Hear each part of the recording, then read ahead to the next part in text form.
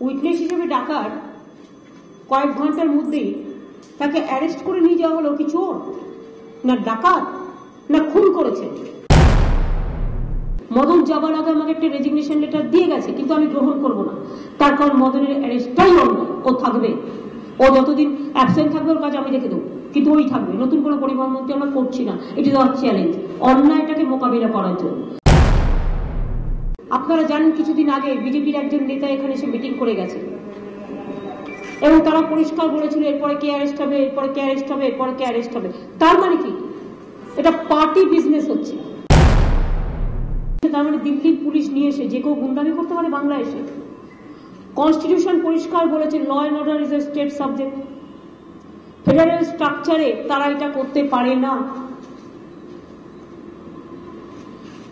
বাইরের কয়েকটা গুন্ডা নিয়ে এসে আমি যদি মনে করি আমি খবরদারি করব, কে CBI? What is their jurisdiction? What is their authority?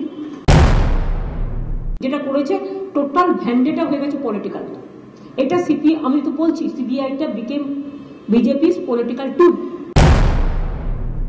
আমিও ওনাকে বলছি, ভারতবর্ষের প্রধানমন্ত্রীকে এবং বিজেপির নেতাদের, তোরা ফার্স্ট আমাকে, আপনারা ফার্স্ট আমাকে জেলে ঢুকান।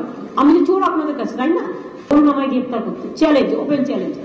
বলুন আমাকে গ্রেপ্তার করতে নরেন্দ্র মোদীর কত পুলিশ আছে, অমিত শাহর কত গুন্ডা আছে। আমরা অল ইন্ডিয়ায় যারা বিজেপিকে লড়বে তার পাশে দাঁড়িয়ে তাকে সমর্থন দেব, অ্যাবসলিউট দেব, সে যে রাজনৈতিক দল হবে।